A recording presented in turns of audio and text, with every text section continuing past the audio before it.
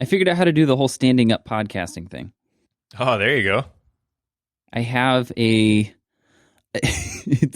I'm almost ashamed to say this, Mike.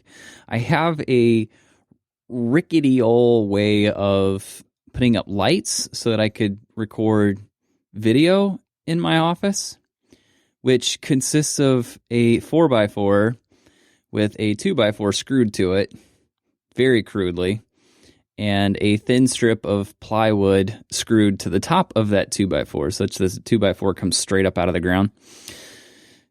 And I set it up next to my desk and screwed my podcasting stand to it.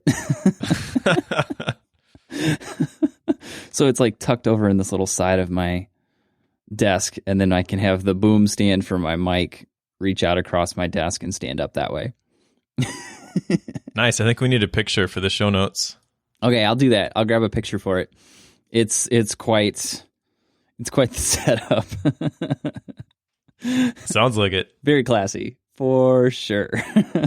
You stay classy, Joe Bulig. I know, right? I felt like I needed to do this because I realized on, what was the show? It wasn't this one. It was on Theoretical, I think, where I could hear my chair in the background. I was able to cut it out, but when I was editing it, I heard my chair moving a little bit, and I'm pretty sensitive to that. So the fact that I could hear it, even though I was being particular with it, it kind of bothered me. So that was my, I guess, last straw to tell me I need to do something about this. Standing podcasting is far superior. Now, you've been at it, obviously, much longer than me. Why do you like the standing up thing better than sitting? Because I can move more, and I don't have to worry about, like you said, making a bunch of noise that the other person can hear. And I think that movement, at least for me, is really important because it changes your mental state. And so if I'm able to move around and talk with my hands and not worry about turning a certain way and my chair creaking or whatever, like that's going to translate into a better recording for sure. Now that I'm with you there. I like to move around, especially when I'm on like conference calls or a client call of sorts. And I have, what is it? It's the Rode Filmmaker Pro. It's a lavalier mic. And I have the adapter to where I can plug it into my Mac and use it as a mic input there. And I've never tried to podcast with this thing because essentially that would allow me to walk through the room. Like I could walk around while I was podcasting.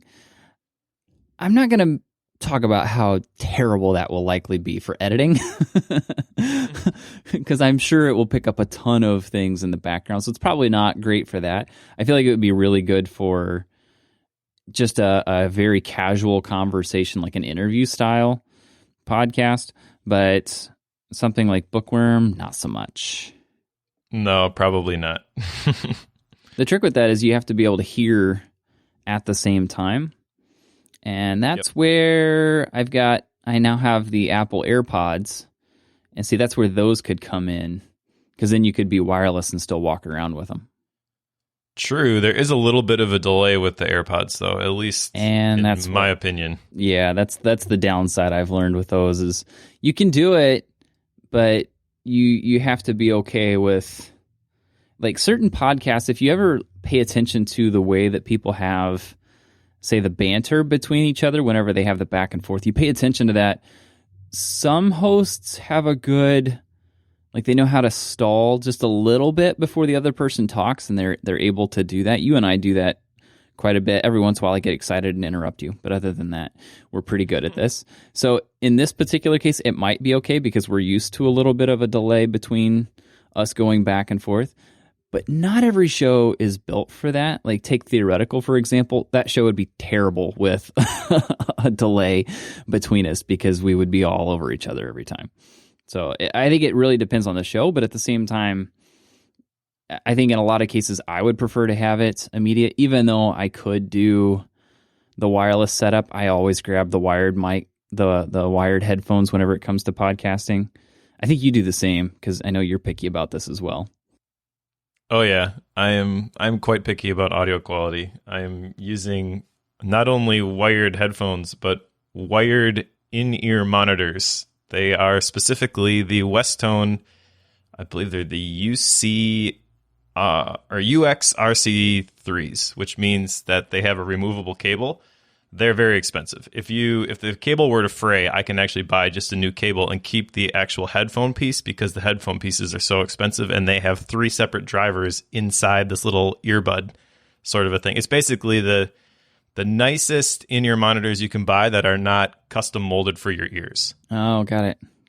Yeah, I've worked with some folks who have the molded in-ear monitors at church, like when we have people come in who are, I don't want to say celebrity status, but they're well known in the Christian music arena. I don't know how to say this, but they're kind of a big deal. Yeah, they're kind of impressive. When you start dropping 4+ figures on in-ear monitors multiple times over, it's kind of a big deal. But it doesn't sound like you've gone that far. I don't think you need to go that far. No, and actually, I probably wouldn't have bought these, except I got a connection. A friend of mine introduced me to a friend of his who is a dealer for Westone, so he gave me a pretty good deal on them. Got it. Those are people you like to stay friends with. Yeah, exactly. It's basically my miniature version of the connectedness that Josh has. Gotcha. I was thinking connectedness was like wired. I don't actually know the people, but I know people who know the people. See, that's the part that matters. As long as you can get there within one step, you're okay. So let's jump into follow-up because we have a decent amount here. We do. So how have you been intentional about money in your business? I've been pretty good on that one. I took a look at the budgeting process. I essentially took my wife and I's budget process and duplicated it for my business. It's all Google Sheetedness, so it's all on the online. So I took that, translated all the budget categories, and put the numbers in, all that stuff, and it showed me that I'm in pretty good shape from a money standpoint. There's a number of expenses that I want to try to cut, but other than that, I felt like I was in pretty good shape. But it at least puts me on the path where I know where that money's going, and I know what needs to be done to keep it where it should be.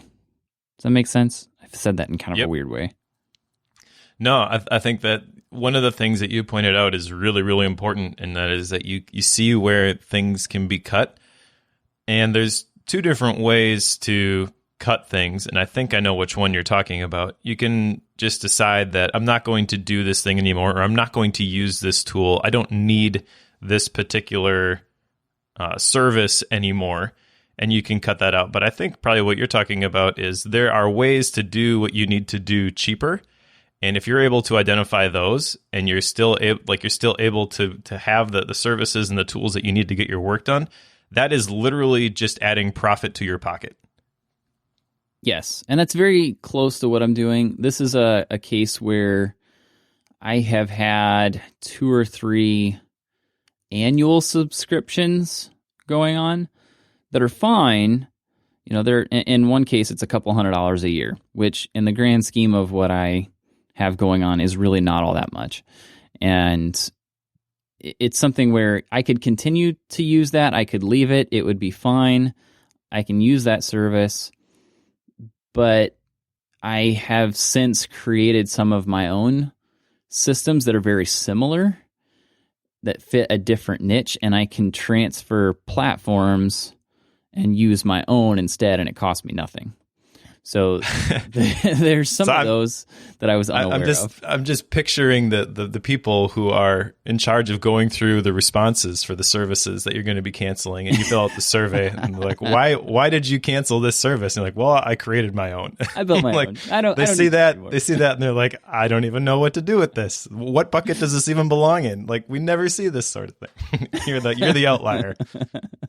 Well, I was talking to somebody not long ago who works in they work at a call center for credit cards, and so they get the phone calls where I need to cancel my card, And they have learned that if someone calls in and says, well, have you heard of Dave Ramsey? Like if they ever call in and say that, they just immediately cancel the card. Like you're not going to talk them out of canceling the card ever. They've just learned not to deal with it. They've already cut up the card. They already know they're not going to use it ever again. You might as well just cancel the account. That's funny. Also, something that I discovered, I don't know exactly what the time is, but I figured out that with the cable company, if you can keep them on the phone long enough, they will give you a better deal just to get you off the phone because you are costing them money. Sweet. Yeah. I have to try this. Herein lies a long story, which I will try to abbreviate because it really has nothing to do with our topic today. But Time Warner got bought by Spectrum. And Time Warner is who we have for cable in our area. Well, now it's Spectrum. So Spectrum is going around and they're offering insane deals for new customers. I've been a Time Warner customer for like 7 years or something. I found out from a buddy of mine at the co-working space that he had Time Warner also, but he basically got the new customer discount when he talked to somebody. So I called and I'm like, hey, I want the new customer discount. They're like, sorry, you're an existing customer. You can't get the new customer discount. I said, yes, I can. You gave it to somebody else. They're like, no, we really can't give you the new customer discount.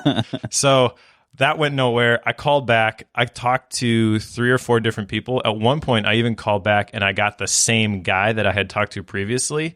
And I was going to go through the spiel again. And he's like, yeah, I just talked to you and we really can't do anything. So I was a little bit upset and I was basically trying to talk this through logically. And I'm like, okay, so you're telling me that the best thing for me to do is to leave you, go try somebody else, and maybe come back later. And he's like, well, I'm not telling you what to do. And I'm like, yes, you are. You're telling me that it's much, much cheaper and I get the same service from somebody else. And I forget how long I was on the phone with this guy. It was either 15 minutes or it was 30 minutes, but literally to the second, because I had the timer going on my iPhone. Okay. To the second, when I crossed the threshold, he's like, all right, look. Tell you what, I can do this. And it was exactly what I had asked him to do like 10 minutes earlier. So I got my good deal, but next time I'll find someone else who can call and just sit on the phone and haggle with them for a half hour. That's good to know because we've been on the Spectrum thing for quite a while and they continually raise rates like $5 every year or something like that. And I've played around with putting in a business line in my house and it's only because our monthly price has gone up enough that it's not that far of a stretch to pay more for almost twice the speed. So I have really debated that, but that's a good thing to know. I can just sit on the phone for a while. I'm used to sitting in meetings where I don't listen and really don't do anything. Yeah, you could probably get like a plugin developed while you're on the phone. Hey, there we go. You guys just keep talking on your end. I'll build a plugin and I'll earn the money back from the time I've spent with you. That's quite the tangent. But okay. Yeah, so you're more intentional about money in your business. How are you doing with being aggressive in your business? I don't know. This is one that I don't know how to even hold myself accountable to it because what does being aggressive in my business mean, I guess? The best I can come up with is being very ruthless with how I price things. And I have been very... I don't know how to say that. I've been raising rates for a while, and I have continued to do that. But partially what I've had going on is I've started to move away from smaller clients and taking on more corporate clients. And I've got 4 or 5 now that are in that camp, and I'm trying to focus on them. And the nice thing about them is they tend to be recurring clients, whereas they don't really stop. You just go on to the next project right away. So you finish up the one and you go on to the next. So the thing is, you get enough of those and you just always have recurring projects with them. So that's the nice thing, but that also means those need to pay well enough to make it worth your time. But they're corporate clients, they're willing to pay more. So I'm trying to be a bit more ruthless with how I set those prices, knowing that things will continue coming in on that. So I'm trying to focus on that. I don't know if that translates to being aggressive in business, but in my world, it's definitely a big jump. The thing that I'm debating as a result of that, and now we're going to get into potential goal setting, I guess, but I am considering trying to find 2 or 3 solid developers who are learning that I can pass work to for, say, like a finder's fee or something. And because I get enough of these small projects that I just don't, like, they're not worth my time whenever I've got the corporate clients. It's not worth me doing that. So I'm debating being a bit more open to bringing not someone on as like an employee, but just building that relationship where I will pass you work in exchange for, say, 20% or whatever it is, because you're using my connection to get the job when you normally wouldn't be able to get it. So I'm debating doing some of that. Maybe that's being aggressive. I don't know. That's what I'm playing with. Yeah, that's not what I expected at all, to be honest. I thought you were talking about being aggressive in your marketing and your framing of yourself as an expert. But yeah, I'll allow it. Maybe. I don't know. When it comes to my development work, I don't need to do marketing at all. Not really. I struggle to keep up with what I have coming in already. There's the different types of procrastination that people deal with. The one I would deal with is overwhelm, because I have so much going on. I don't know where to start, so I end up not doing anything. That's the category I fall into. And it's primarily because I just have enough projects moving at one time that it's hard for me to nail down which one I need to work on next. You just got to pick one and run with it, but that's not always easy to do. So I don't really need to do some marketing in that realm. And I haven't stopped long enough to think about whether or not I should translate this whole aggressive and business thing to the online space yet. Yes. I probably should. I think you would agree that I should. Yes. But I have not taken the time to do that, Mike. So I just changed my Gap book because I realized that I just read a book which would definitely fall into the Gap book category, but it speaks directly to what you're talking about. The book is Overlap by Sean McCabe. Are you familiar with Sean Wes? I am. Okay, so this book, Overlap, is really like a guide to launching your business when you are currently in a day job. So not everything in here is going to apply to your specific situation, but there's tons of gold in here. And one of the things that Sean talks about in the book is this whole idea of being successful and casting a big dream, which I know is sort of what we talk about in this book that we're going to cover here today, if we ever get to it. But we'll get there. The reason that these two, I think, are aligned with being aggressive in any sort of business is you have to be willing to throw your vision out there. You have to be willing to say that I have this experience, and I frame yourself a certain way. And that's one of the things I really respect about Sean is the fact that he has done that. He actually, in the book, says that by 2027, so 10 years from when he published it, which is actually a pre-launch right now. It launches September 14th, so it might be out by the time. I'm not sure when this podcast gets released. Maybe you'll have time to pre-order it still. And if you do go to overlapbook.com before the pre-order, you can actually get the audiobook version for free. He's giving it away for free before the book actually launches. He says by 2027, Sean Wes is going to be $1 billion brand. And I'm either going to be proven right in everything that I'm saying, or you're going to know that you don't really need to listen to me. which is I can't think of another term. I'm just going to say that's pretty ballsy to say that, like, you're going to put that out there for the whole world to see. But, and when you do that I say that that's aggressive because there's obviously some people like myself, for example, when I heard him say that, I'm like, wow, like he really believes what he's talking about. That resonates with me. I'm going to become a fan.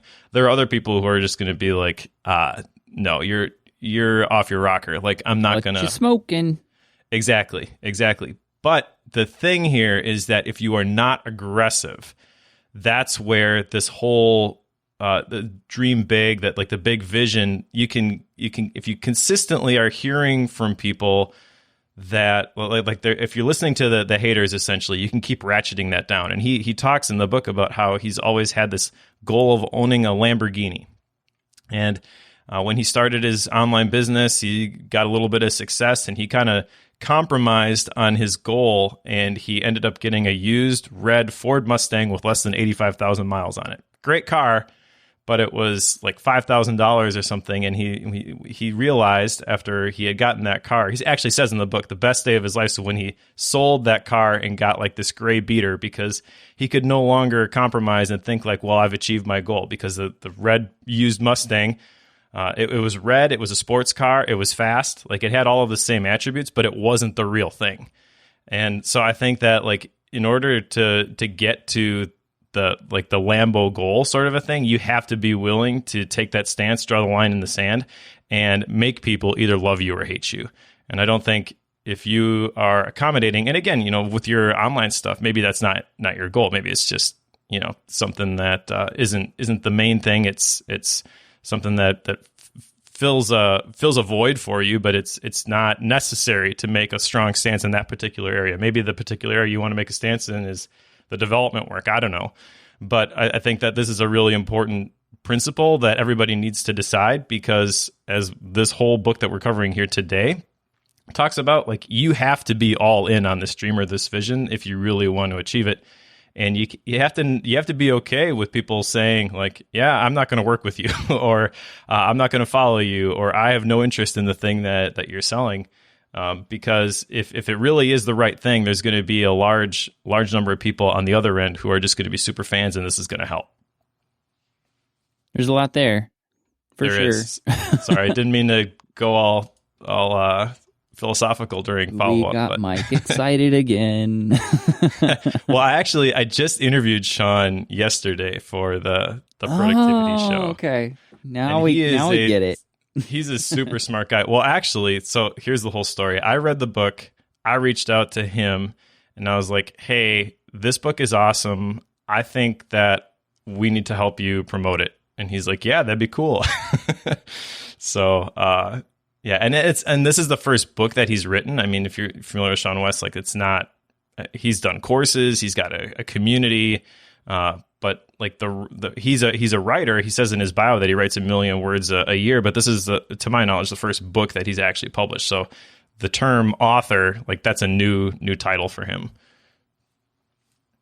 Sounds like I need to pick it up for sure. I would recommend it, at least the audiobook version, because it's free until September 14th. Well, there's that.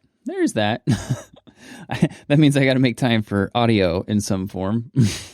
Yeah, so I downloaded the audiobook, and I tried to listen to it while I was running. I've been running quite a bit lately, and I'm training for a half marathon. I actually ran Saturday. My personal best is over 9 miles. Nice. Just about died. You were doing that. Felt good. Yep. And this is a terrible book to listen to while running, because about every 30 seconds he says something that you want to write down. And so then, I'm trying to run, but I'm also trying to like record something via drafts on my watch. And but you're running, so much you're not going to be able to there. say it clearly. Yeah, exactly. You should see some of the crazy notes that my watch picked up when I was trying to jot stuff down. Eventually I just gave up, and I'm like, I'm just going to listen to a podcast because this isn't working. All right. So we got through 2 of 5 follow-up. Well, hit me. Mine can go a little bit quicker. Okay. I think. There's not quite as much room for I don't know, rabbit trails, or what do you call them? Goat trails? Well, my follow-up was kind of almost topic worthy, if you will. Ambiguous. Yeah, true. All right. So did I make any decisions take longer than they should have? I'm going to say no on this one again, because I literally finished the last interview yesterday. So I did 32 interviews in a period of about 2 weeks, in addition to all the other stuff that I normally do. Yep. And it just about killed me. I found out that, I'm not sure if I mentioned this here, but this is worth pointing out. So I found out through this process that the interviews, I can do them pretty well. I can really get down to what people are struggling with when, in terms of email specifically for this particular product, but they are incredibly draining. And so, like, people always say, are you introverted or are you extroverted? And one of the things that people use to describe that is basically how comfortable you feel in social situations. That's garbage, okay? Because I feel very comfortable in those social situations, but I am completely drained when I'm done with them. So I'm going to describe myself as a social introvert, because literally I would find out that if I had 3 of these interviews in a day, which sometimes I did, and it wasn't that I had tons of other work, like it was a normal workload. It's just I was talking to people for a large portion of the day. At the end of the day, I was completely exhausted, to the point where we were at our midweek service for church, and I had to sit down and I could not stand back up because I was so tired. It just all of a sudden hit me. And that happened multiple times. Like I'd get home at night and I'm just like, I can't move. I can't think. I can't do anything.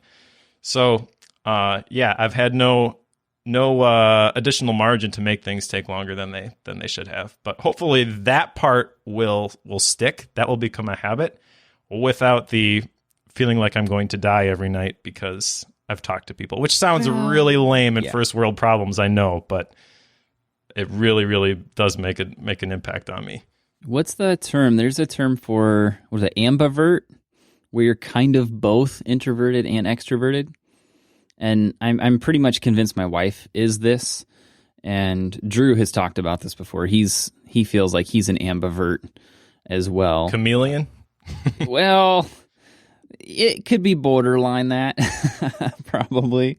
I am not one, so I couldn't tell you what the thought process is on that. I fall solidly into the camp of introvert for sure, which is why podcasting is great, because I get to sit here in my little closet, little tunnel that I've created and talk, and then people can hear it later, and I don't have to be there in the big group. Yeah, so that's another thing that I noticed, by the way, the difference between a podcast and a video call. Like a video call is way more stressful for me. And I that part I haven't really wrapped my head around. Like, why would that be so much more stressful? But it really is. That's interesting, because I debated. I almost sent you a text this morning saying, do you want to do a video thing today? Just out of curiosity to see how it would go for us. I didn't, but it's good to know that's completely different to you. Well, I'd be willing to try it. And we could see what the results were. But I think that video is more draining for me. It also could be just the people that I was talking to, because they're not like friends of mine. It's not like we have this long history like you and I do for this. Like, this is pretty non-threatening, I guess, for me. But when I have to call a stranger and I have no idea what they're going to tell me, like that, or what their personality is, and how are they going to react to what I'm saying, and you got to figure all that out like on the fly. Yeah. Yep.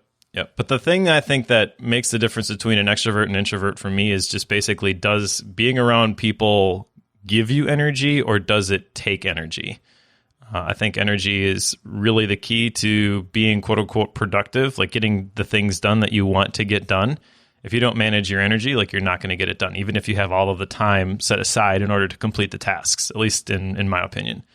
And so, like, recognizing what things give you energy and what things take energy is really important when it comes to planning out your day. What I've realized from this experiment, which really was a involuntary experiment. I'm like the rat in the laboratory, I guess.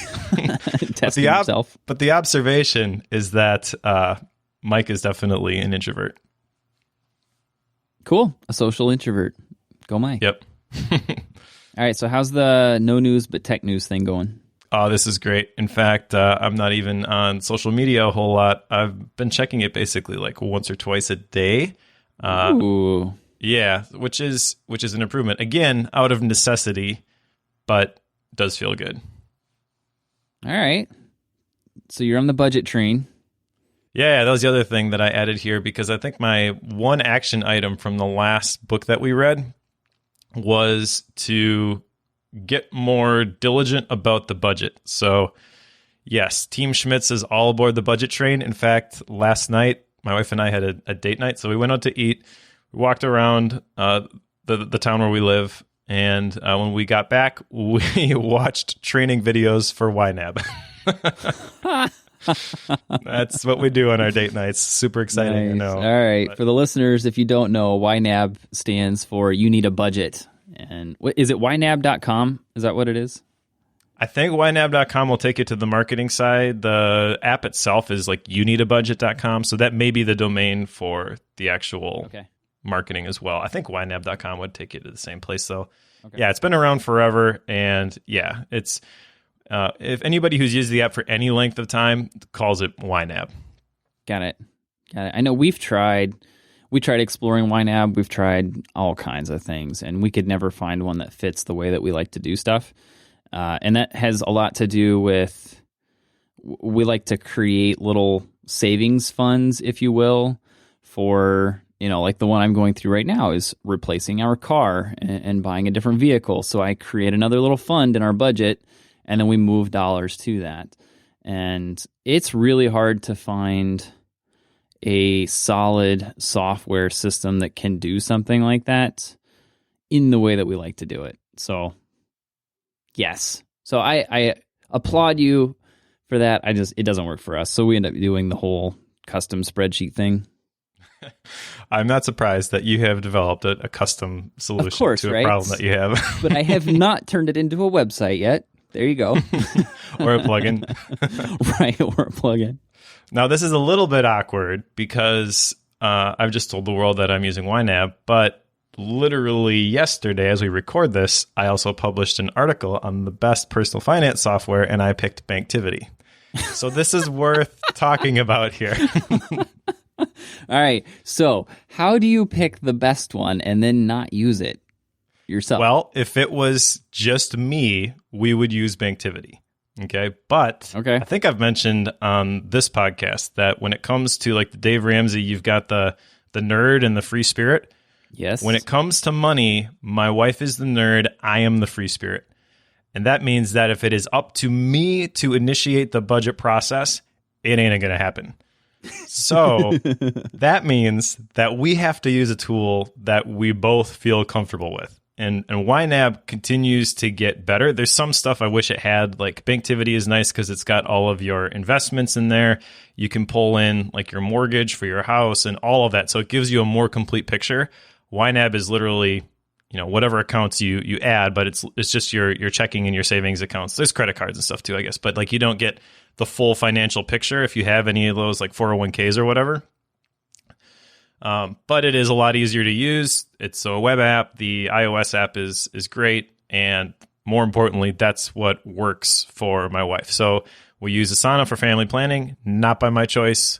We use You Need a Budget for our budget, not 100% by my choice. Like I said, I'm completely fine with this. I think YNAB is a great app. In fact, in the article, I mentioned that if you're looking for a web-based version and you want something that's a little bit more approachable, YNAB is a great option. So it's kind of like the runner-up in that sense. But in terms of just like the features and things, I do think Banktivity is a better application. And the new version, I think it's version 6, is really awesome. They completely redid the reports, and it's a lot easier to use. But just wanted to call that out. So I'm sure we would have gotten follow-up if I had not mentioned that. So. All right, so we'll blame Rachel and go from there. All right. I think that's all our follow-up. So what's our book for the day, Mike? Well, on the topic of budgeting and money, the book for today is Think and Grow Rich by Napoleon Hill, which was my choice. This is one of those classics that I feel like I should have read a long time ago, and so I made you read it with me. And what did you think of it? I liked it. I'm curious what you thought of it. I'm very conflicted on this book. I thought you might be. Well, it's a great book. I cannot fault it at that. It's much longer than it appears.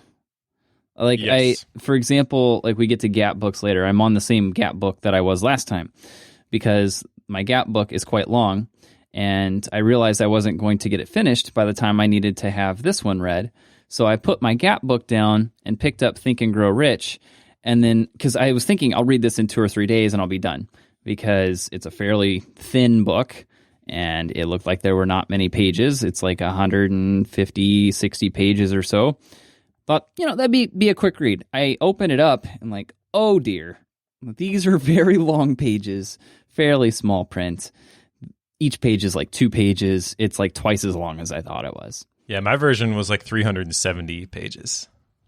Okay, so you had the full length deal, so page numbers won't translate here, but Yeah, I kind of wish I had that version where it is actually longer, because it wouldn't be the deceptive side of this, I guess.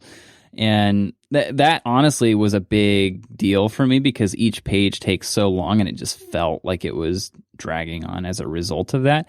I don't think I've ever been this aware of the formatting creating an issue for me reading the content of the book before. I don't think I've been that aware of it before. Okay. Yeah, mine I think was formatted pretty well. There were a couple things that you could tell, like they were converting this from an original text. They probably like scanned it and tried to clean it up, and they missed a thing or two. Yeah. But for the most part, mine read like most of the other books that we've read. I got a hardcover version which had a black cover on it from Amazon. But even picking one from Amazon was hard because there were like 35 versions of it. Yeah, and I think that was part of the issue, because I didn't spend as long as I probably should have selecting that. I think you got to get burnt on stuff like this once in a while to know what you're looking for. I will be more diligent in the future for sure, because I would have preferred a different layout of this. But I still, the reason I'm conflicted on this is that I really enjoyed the content of it, but the content was hard to convey. Like, I had a number of people that asked me, hey, it's an interesting looking book. What's it about? Because I tend to carry it around with me, and I take it to the church when I'm reading and all kinds of things. And people will ask about these books, and trying to explain the concept of this book to people who don't really get into the productivity space at all, or really even get into setting your mindsets, like the concept of explaining meditation to somebody who has zero experience with anything like that, is incredibly difficult. To me, this book is very similar to that, because you're trying to explain a mindset shift to someone who's not used to ever thinking about mindset shifts. Does that make sense?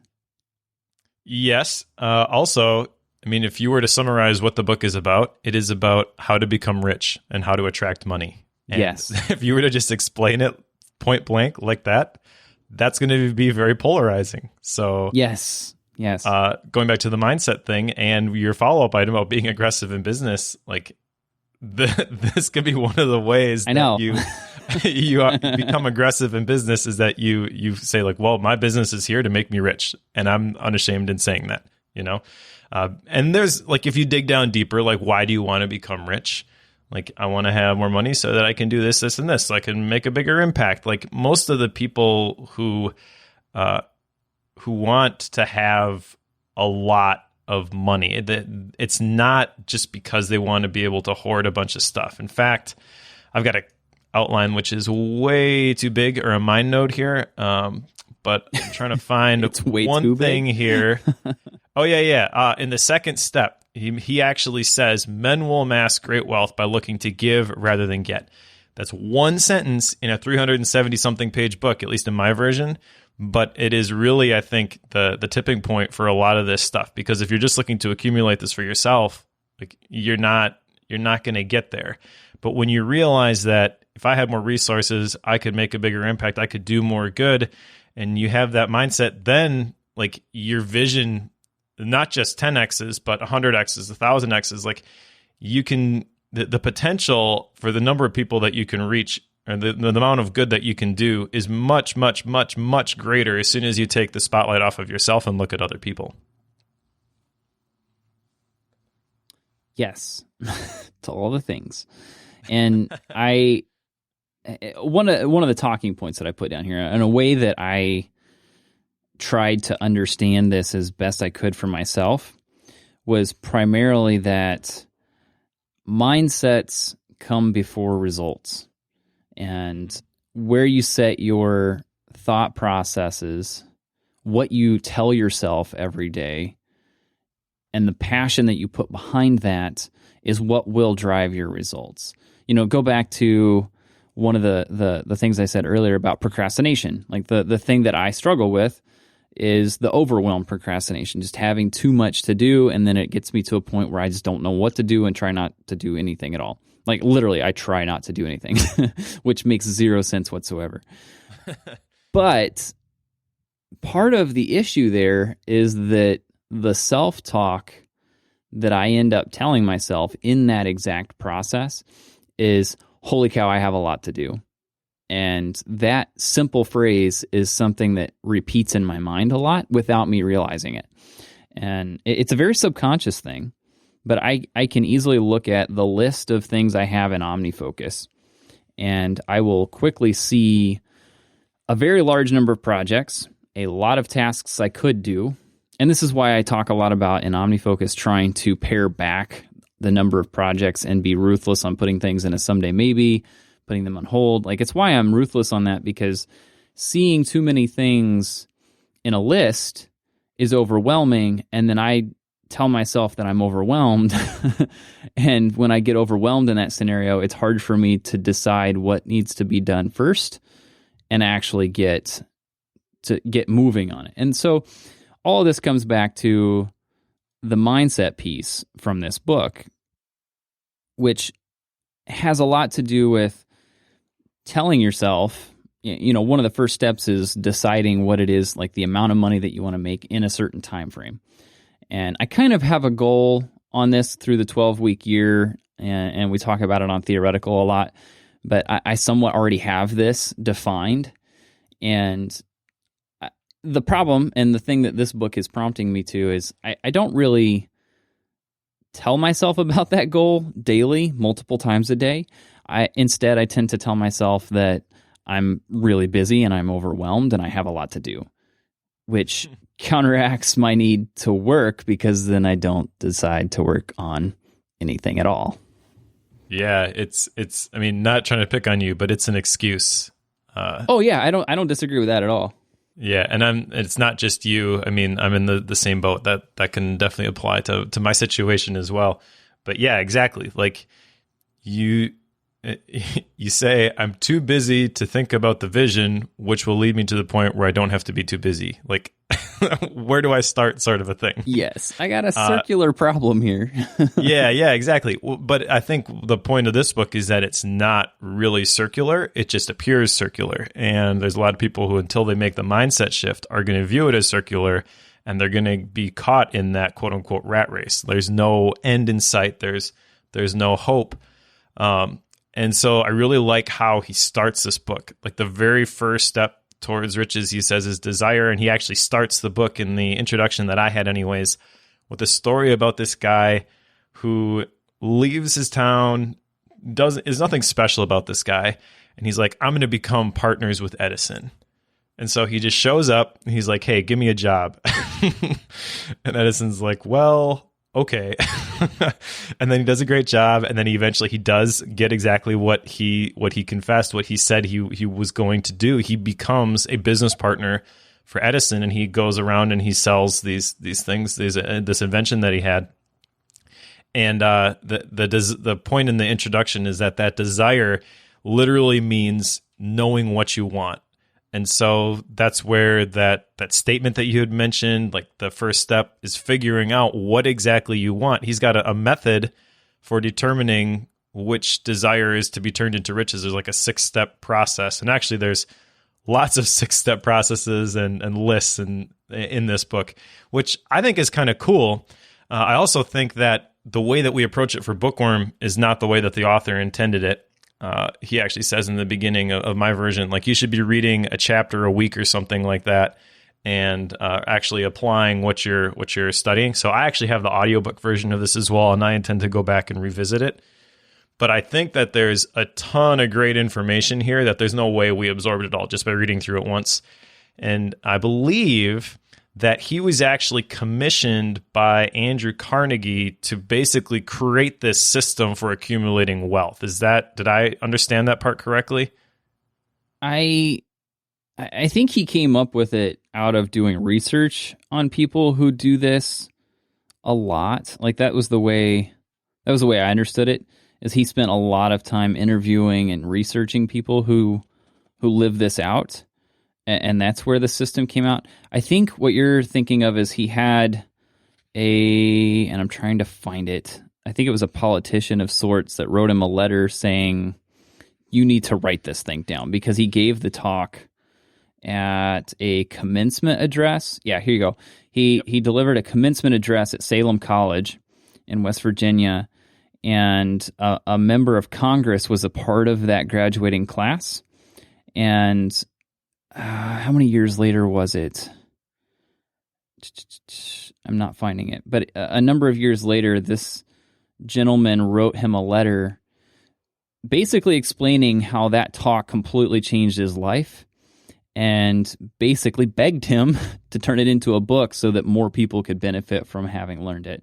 And he actually ends the letter, "If you publish the book, I would like to own the first copy that comes from the press, personally autographed by you." So, and the guy was Jennings Randolph, was the member of Congress that sent that to him. So I think that's where, is that what you're thinking of? Because I think that's where the origin story of it came from. Kind of. I think you're right that's probably like where the book itself came from. But my understanding, I thought he mentioned a couple different times that essentially Andrew Carnegie and him kind of had this joint mission where they were going to document this stuff for posterity so that other people could learn from it. And I think that's kind of what led to the speech, which eventually led to the book in a roundabout way. But it's clear that he talked to several very successful people. He loves Henry Ford. He mentions Henry Ford over and over and over again. Constantly. Which, that's one thing about this book, is that it was written in the era of the Great Depression, I believe, or slightly after. 20s, I think. Yeah, so he talks about the Great Depression and how like it's impacted a ton of people, but it's also a time where there's a ton of opportunity available if people can embrace this new mindset, which I think understanding that context is really important too, whereas now, at least in the United States, like we're pretty wealthy as a nation. Even the people who don't have a whole lot, like we've got it pretty good compared to the rest of the world. So the whole context of who he's speaking to is a little bit different, which I think is important, but there's a lot of stuff in here that definitely translates. It was interesting to see too, like he's talking about all of these trends that he's seeing in terms of radio and marketing and stuff like that. And he was right. So it was kind of cool to see that you can apply the same sort of thinking towards some of the newer mediums, like podcasting, for example, in terms of instead of radio. Like I think there's a pretty good parallel there, where literally it's changing the way that people get information. I don't think it's as widespread as radio was in that particular point, but I think it definitely has the potential to be something like that. So it's really an interesting book that you need to understand the context in which it was written, but there's also a ton of stuff that you can apply here to your own life. And there are so many quotes that I wrote down here. There's no way we're going to get through all of them. The number one takeaway, though, I think, if you were going to get nothing else out of this book, is this whole section at the beginning, like you were talking about the mindset, like that desire that drives the action. And on page 64 in my version, he says, "No one is ever defeated until defeat has been accepted as a reality." Like you literally have the potential, if you develop the right mindset, to completely change your future. And the page after that, he says that it's just as easy to be successful as it is to be a failure, which that maybe sounds a little bit controversial, but I really like the way he framed this. He says, "No more effort is required to aim high in life, to demand abundance and prosperity than is required to accept misery and poverty." It's literally a choice of whether you are going to settle or whether you are going to compromise. In the other book that I mentioned, the Sean McKay book, he shares that the word settle in the Webster's Dictionary, one of the definitions, is literally to sink slowly. So if you think about that in terms of like your dream or your success, yeah, I know. It's like, why would you be okay with sinking slowly? And it takes maybe a little bit more strength, a little bit more backbone to say that, no, what I'm seeing at this exact moment, like that's not real. My vision is more real. Like you really have to believe it. You have to flip a switch there in order to really be able to say that. But if you were able to just flip that switch, like that is the difference. And the rest of the book is literally like how you actually do that. Yes. That particular piece, because what is there, 13 steps in this whole thing that he goes through? I believe so. Yeah, so that first one that we're talking about here, that piece by itself to me is the crux of the whole book. And if you get that point and you put that piece into action, which is, and I'll talk about it a little bit later whenever we get to action items, cliffhanger, I will, when you go through that particular piece, it's the part that lays the foundation for the rest of it. The rest of it is, and correct me if I'm wrong here, Mike, but the rest of it could play into the productivity stuff that we do all the time really well. It seems to play into how do you actually make this happen? And yes, it's the beginning point, the motivational point that really causes this whole process to actually come to fruition. But, and very big but here, it takes a large amount of faith in yourself and a large amount of self-discipline to actually take the desire piece that he's calling out here, the goal, if you will, that you're shooting for, the amount of dollars in a certain time frame. If you're going to achieve that, you really got to have a lot of grit to pull that off, to actually turn it into action and do something about it and never give up on it. That, to me, is the part that really stands out, and that particular piece is the one that it feels like we've read a lot of books on. From, self-discipline, self-drive, the grit piece I mentioned, like those types of things, being decisive, those pieces are the ones where a lot of us struggle with that. And it's the piece that if you ever nail that part, the rest of the book kind of takes care of itself. At least that's the way I saw it. Yeah, I agree with that. But I also think that you don't necessarily need the grit if you follow the formula. Like, I think you can develop the grit, if that makes sense. You don't have to have it at the beginning, and if you don't have it, you're going to fail. I think there's a very deliberate order in terms of the steps to riches. Like, number one we mentioned is desire. Number two is faith. So once you have the desire, you know where you want to get, then you have to have the faith in order to, yes, I can actually accomplish this. And the third step is the auto-suggestion. This is the filling in of the blanks that your brain does. And so that's where the statement that you mentioned comes in. And he says you should read it every day, multiple times a day, because you have to normalize that vision. The more that you say it, the more that you believe it. And you really need to believe it in order for that desire to materialize into the future that you're picturing. Does that make sense? Yes. And that's the part I'm getting at, is how do you take the initial want and get it through these steps until you get to the point where it's real. And I definitely agree with you that this is something you can build in and you can develop a higher level of self-discipline. But when you have, take this procrastination example we keep coming back to, when you have that particular piece and it's strong, that is the target, and this is partially why I keep talking about it, that becomes the target you need to overcome in order to get through some of these steps. And he talks about procrastination quite a bit in the book, which is awesome.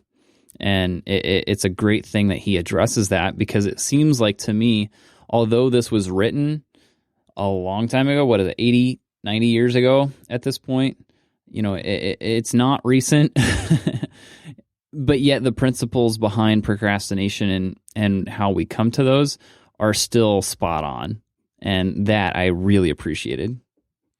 Yeah, I completely agree. I think let's go back a little bit here to the point that you made. Like, how do you actually cross the bridge between just an idea and actually getting to this desire that you have, or this dream that you have?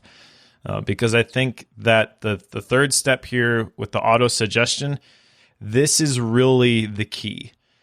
So in the book, he says that when you really believe you will have the money, the plan will come via inspiration. And there's some other stuff that I put on the outline a little bit later in terms of how you actually get these ideas. But he basically frames it at the beginning part of the book anyways, that when you really believe this, the plans will materialize. It's like you put out these unseen receptors and all of a sudden, like, the good ideas come to you.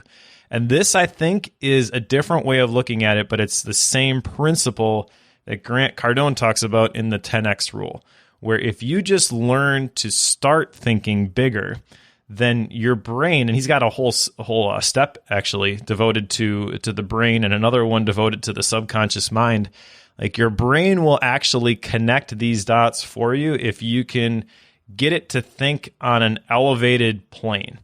If you can get it to, essentially, if you can upgrade the way that you think, you don't have to understand how all of these dots are going to connect. Your brain will do that, and you'll be inspired, and you'll all of a sudden be like, "Oh yeah, this is how I get there."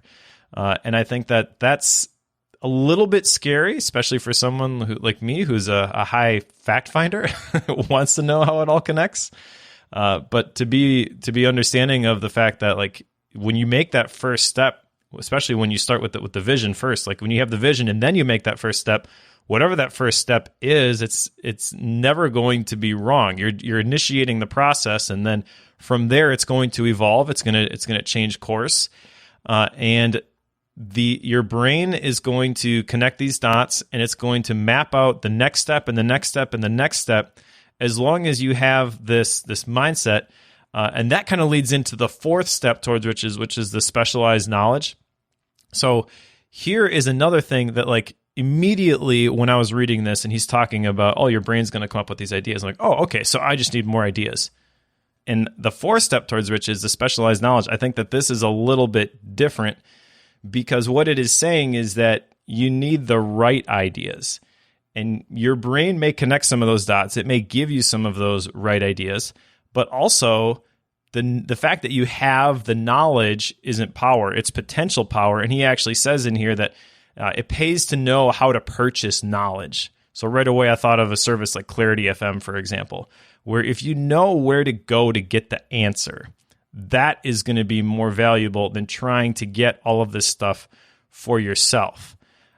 But I think there's a balance here too, where you're constantly open and you're attracting those new ideas and you're evaluating those new ideas and you're seeing if they fit with the vision that you have. Recognizing your limits when need be and getting some outside help is great. But I think just the fact that you're open, so like a lot of people, for example, who are listening to this podcast right now, like they would fall into the category of the person who is open to learning. And on page 126, he says that, or in my version anyways, the person who stops studying merely because he has finished school is forever hopelessly doomed to mediocrity, no matter what may be his calling. And that just really illustrated for me, like we've talked about, the reason why we did this podcast in the first place is, if nothing else, if nobody else ever downloaded this, no one else ever listened, at least I've got some different perspectives and some different ideas. And I think that this book in particular, like there's a lot of little things that you could grab from this that could make a big difference. In fact, the image that I have in my MindNode file of the cover that I got from Google Images says at the very top, this book could be worth $1 million to you. So I don't know if that's Napoleon Hill's subtitle, but I think it's true. Either way, it's a good subtitle, because it could be worth a lot more than that, just depending on what you do with it. Exactly. What you do with it, that's the key. So that's, this is where we come back to a lot of the purpose of Bookworm, where we have these books, we read through them, we talk through them, and talking through them synthesizes the ideas in such a way that we can actually act on them. At least that's the concept. Yep. Right there. And I want to transition a little bit into your next point here, the two types of imagination, because he's got a number of little pieces here throughout the rest of the book in the midst of these steps that it looks like you have written down here that help you through the process of realizing this desire that you are now auto-suggesting to yourself. And one of the ways that he has in here is imagining what the plan and what the actual thing will be. Mike, do you want to take us through these two bits? I can't find it at the moment. Sure. So yeah, the fifth step towards riches is the imagination. And this was really good. This really crystallized for me a concept that I had believed for a while. And that is that there's a couple different types of imagination here. There's the synthetic imagination, and that's where you arrange old concepts, ideas, or plans into new combinations. That's really the idea behind Austin Kleon's book, Steal Like an Artist, which was really freeing for me because I found myself in the place where everything that I tried to create, I'm a musician, so I'd write a song or whatever, and then I'd hear a song on the radio and I'd be like, oh, I just stole it from that. Like, I didn't realize that this wasn't completely new. And after a while, like, that got demoralizing because it's like, man, I can't come up with anything original. And Austin Kleon's book was really like the tipping point for me to say, like, well, no, like, what you've done is you've combined these dots in a way that nobody's ever done them before. Like, this is original. And so that was important. But the other type of imagination here is the creative imagination. And that is where, in Napoleon Hill's words, the finite mind of man has direct communication with the infinite intelligence. This is where, like, if you get your mind to think on a higher creative plane, which is another point we'll talk about in a little bit, like, this is where all of a sudden you get those revelations or those ideas that appear to be out of nowhere. And I believe that in this book, what Napoleon Hill is showing us is that you can actually get your brain to do that, which for me is a pretty radical idea because I was never like that. You know, when I was in kindergarten, I had friends who were very imaginative and we'd play G.I. Joes or whatever, but I was always riffing off of what they were doing. I was never the one initiating it, if that makes sense. And for a while, like, I felt really bad about that. I'm like, oh man, my imagination doesn't work. But I'm broken. I can't think that way. Exactly. But what Napoleon Hill is saying, at least when it comes to business and making money, which is obviously the point of the book, Think and Grow Rich. He says on page 149, God seems to throw himself on the side of the man who knows exactly what he wants if he is determined to get just that. Like, if you really believe in your vision, what Napoleon Hill is saying is that it doesn't matter if you consider yourself quote unquote creative or you have that creative imagination active.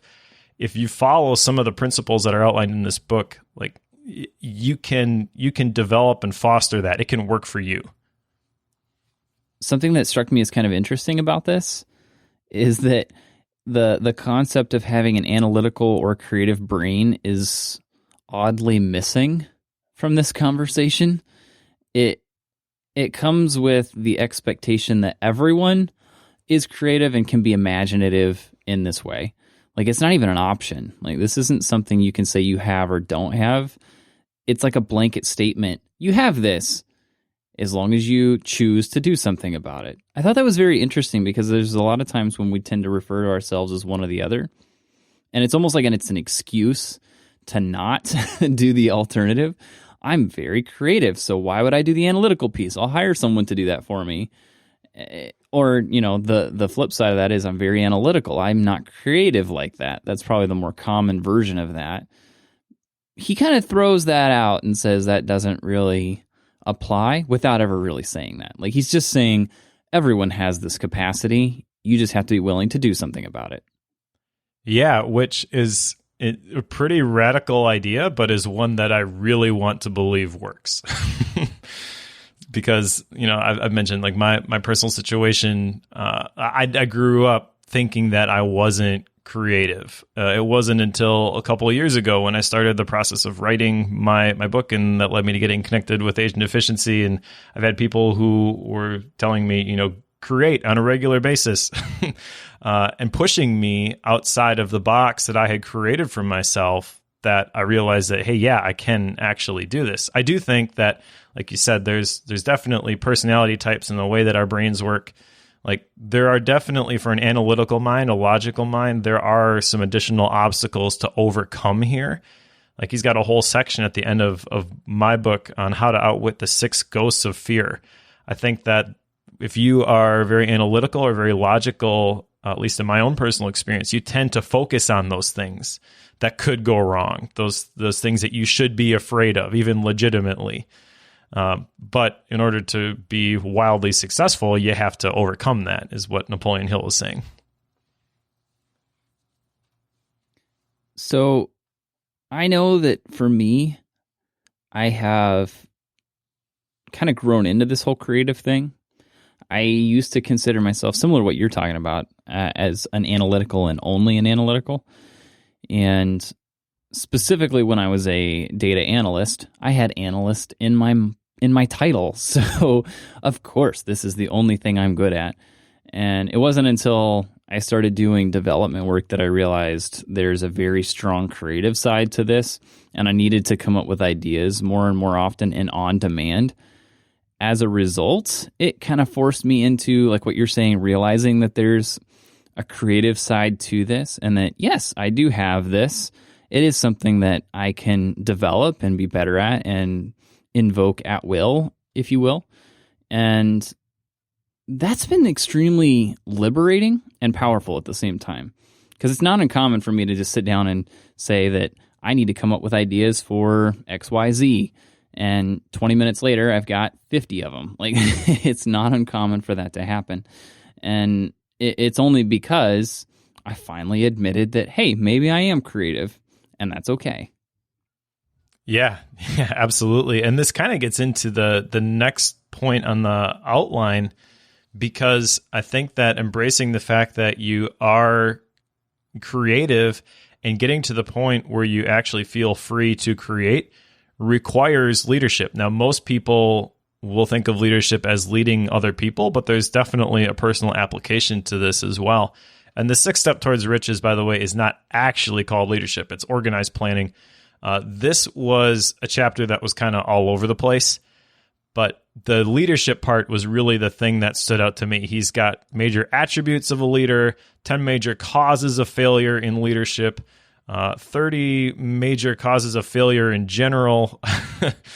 But really the point here is that you need to have an organized plan if you ever want to get to your destination, whether you are going you're alone or you're bringing a team. On page 160, my version, he says, a quitter never wins and a winner never quits. Then later on in that same section, he talks about how it's one thing to want more, it's another thing to be worth more. And I think that you have to have that personal leadership in order to develop yourself to the point where you are worth more in order for that plan to achieve that future, which maybe, is way out there when you started this process. If you really want to get to that point, like, you really need to improve yourself. This comes back to something that I picked up from Jim Rohn in The Art of Exceptional Living. He mentions work harder on yourself than you do on your job. Most people and most bosses encourage this. They want you to work hard on your job to the point where you're putting in longer hours than you need to, because you're dedicated to the company, you're dedicated to the team. But what they don't see is that you're going to burn out. You're going to not get to the point where you're really contributing value to the company because you're just focused on the task at hand. And if you can lead yourself through some of these, I'll just run through maybe these major attributes of leadership. Unwavering courage is the first one. Self-control is the second one. Third is a keen sense of justice. Fourth is definiteness of decision.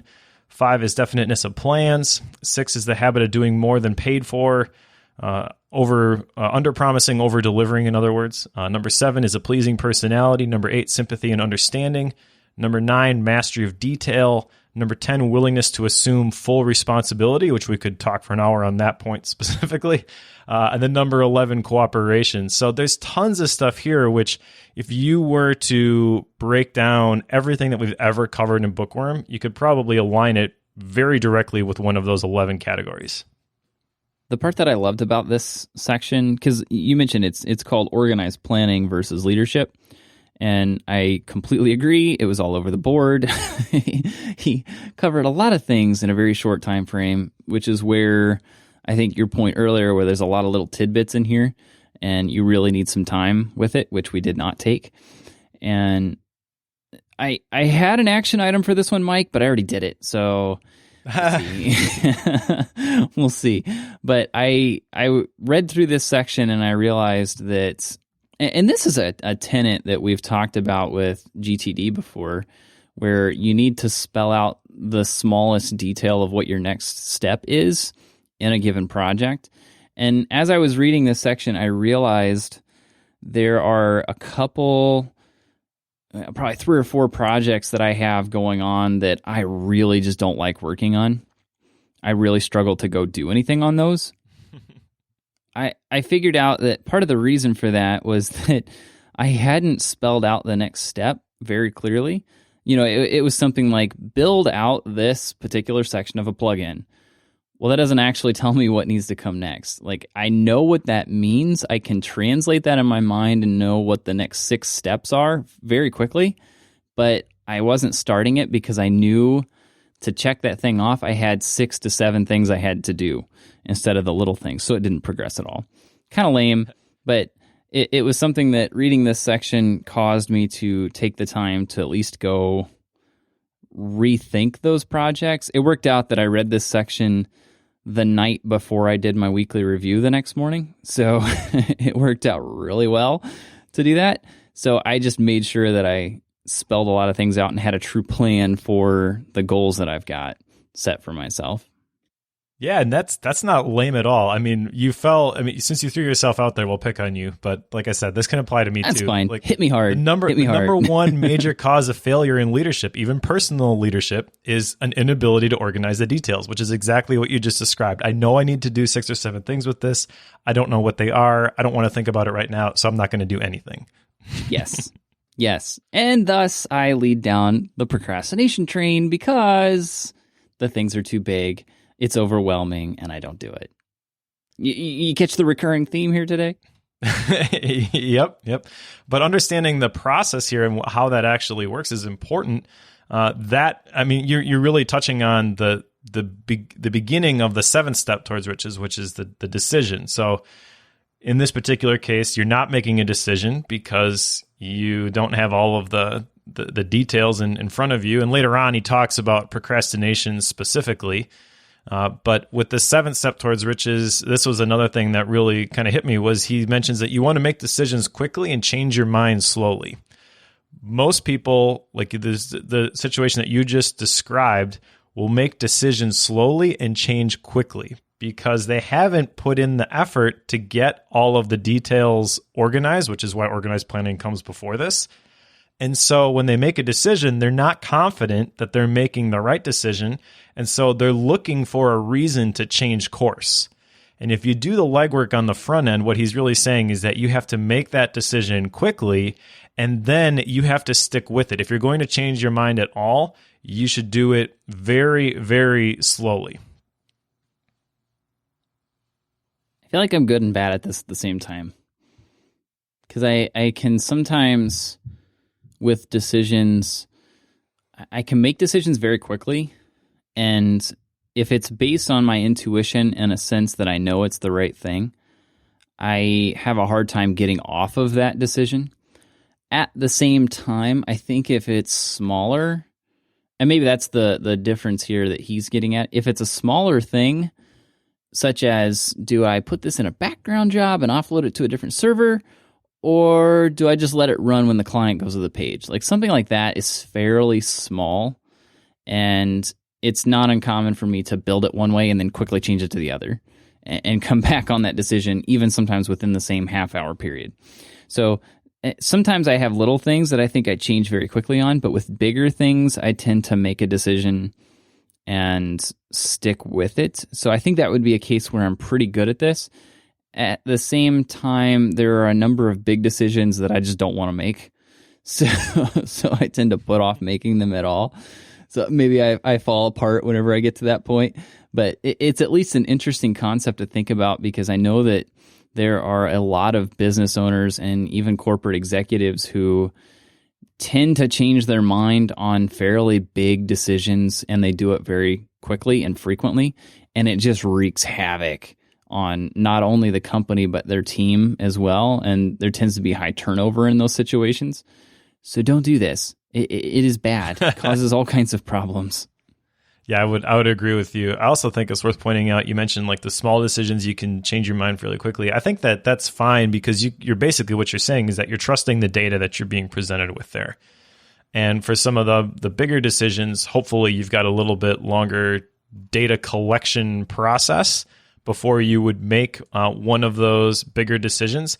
But that kind of gets into the 8th step towards riches, which is persistence. He's got the different factors of persistence. I'll just run through these real quick, but really what I want to focus on is the 4 steps developing persistence. I think that's the piece that ties in with what you just mentioned. 8 factors of persistence are: number 1, definiteness of purpose; Number 2, desire. Number 3, self-reliance. Number 4, definiteness of plans. Number 5, accurate knowledge. Number 6, cooperation. Number 7, willpower. And number 8, habit, which habits alone, I think we could probably spend quite a bit of time unpacking, but we'll just leave that there for now. The 4 steps to developing persistence, though. This, I think, is really important. Number 1 is a definite purpose backed by a burning desire for fulfillment. Number 2 is a definite plan expressed in continuous action. So if you can't trust your plan, you're never going to be able to develop this persistence. But if you've put in the time and you've organized the details and you have the plan, then you can have the definiteness to follow through with it and take continuous action on it, even if the circumstances and the people around you are saying that's not going to work, that's a bad idea. Because number 3 is a mind closed tightly against all negative and discouraging influences, including negative suggestions of relatives, friends, and acquaintances. These can be the most scathing, I guess, or it can make the biggest impact. The people who are quote unquote close to you who don't really believe in your dream. And I think that this is a really big topic, which maybe isn't appropriate for this particular episode, but I just want to point out that really the freedom that this book gives you is the ability to overcome any sort of circumstances. So if you develop this internally, in essence, it doesn't matter what other people think. And then the 4th one, which gets into the 9th step towards riches, is a friendly alliance with one or more persons who will encourage one to follow through with both a plan and a purpose. So putting yourself in the presence of other people who are going to help you achieve your goals, who believe in your vision, is very important. And that gets into, like I said, the 9th step towards riches, which is the power of the mastermind, which I would argue is kind of what we're trying to do here on a small scale. Yeah, I would agree with that. I also feel like this 4-step process of developing persistence is almost like a summarized version of the overall 13 steps. When you stop and look at it, like, oh, a definite purpose backed by burning desire for its fulfillment. Sure sounds like desire leading into faith, leading into, I mean, you could see the path here. So I think there's a lot of overlap between those, which is interesting to me because it's almost saying that persistence is simply the process of working the 13 steps repeatedly. So I just thought, I like that. Interesting. I like that a lot. Yes, I think I would agree with the whole mastermind thing too, because this is a small, a 2-person mastermind. Does that count? Sure. This is the first book that I've ever seen speak specifically to this topic. I know that there are other ones out there, but this whole topic of a mastermind has been really interesting to me for quite a while. I know we've talked about it on this podcast, and I've never known what it was supposed to look like or how it was supposed to function. And I think that in this book, it does a pretty good job of explaining the purpose. It doesn't give you like the exact steps for it necessarily, or at least that's not what stood out to me when I read this. But really, it's just having the other people who think have the same sort of mindset as you. Not that they all have the exact same perspective, but they've developed that mindset where I guess I would call it like a growth mindset, for example. And then you have those people who can attribute their learnings from their source of knowledge, because if you get a bunch of people who are constantly collecting these new ideas, these new perspectives, and then applying it to their lives, and then you get around other people, and especially if you present yourself, like a lot of the masterminds that I'm familiar with, they're business focused. So here's my business, here's the problem that we're facing, and then people ask you questions or they present ideas, and you're like, oh, hey, I never thought about that. That's a great idea. I'm going to start doing that. Like that could literally change your entire business. You have to be careful with some of these masterminds, though, because I feel like this term gets thrown around a lot. It's one where I think if you follow through with, and maybe this particular book is the originating source for that term and the process, that would be interesting. It reminds me quickly of the Commonplace book bit where people got into the Commonplace, which basically was a way to just capture a bunch of data. And the original intent was to memorize it, not just capture it. This hits me as very much the same concept, because people tend to say, I'm going to be in a mastermind. And I've watched people on a mastermind call before, and they kind of just sit tight until it's their turn to share their own thing. And then they share their own thing and they take all the feedback from everyone else, and then they don't offer feedback to the other people. Like, it's a one-way street for them. That's not the point. Like, that is not the intent there. And that's my hang up with a lot of the quote unquote mastermind groups that are out there, is you usually have a freeloader or two that tends to be in the group, and they may not realize it. They may not intend it to be that way, but it tends to be very diluted as a result. Yeah, completely fair. I completely agree, but I think that's not necessarily a problem with the process. It's more a problem with the execution, or the people that you selected. I think who you pick for your mastermind is very important. Like, you want people who are going to challenge you to get better, and if they're just taking and they're not giving, then they really shouldn't be there, I would argue. Make them quit. Don't invite them to the next meeting. All right, this next one, this I put mind stimulants are getting on a higher creative plane, but the 10th step towards riches is actually titled The Mystery of Sex Transmutation. So 1920s clickbait. But I read the title of this, and my first thought was, are you kidding me? Really? We're going to go here. Okay. Yeah, it's not at all what it sounds like, though. At least that's not what I got from this. So the main idea that he makes here is that when people think about sex, they think different. Their brain operates at a higher frequency. And he was saying that there are different mind stimulants like that, which you can use to force your brain to operate on a higher creative plane, which I think is a fascinating idea. So the procedure for getting on this creative plane from the book is to, number one, stimulate your mind so that it vibrates on a higher than average plane using one of the 10 mind stimulants, which we'll go over in a second. Number two, concentrate on the known factors and create a picture in your mind of the unknown factors. And number three, hold this picture until it's taken over by the subconscious mind, and then you wait for that flash of inspiration. So this is literally the whole concept of thinking time, but it is forcing your brain to transform the energy that comes from one of these different mind stimulants and express it positively towards the problem that you're facing. Is that fair? I would say so. This is a hard one to translate audibly without reading the whole chapter. I'll say that, but I'm with you in that it's a way of taking advantage of some very creative energy in your mind and the way that you think about things. And I don't want to say drive, but you tend to have this strong motivation towards certain aspects of life. And it's a way of taking advantage of those strong motivations and turning them towards this particular desire that you've set off at the beginning of this process.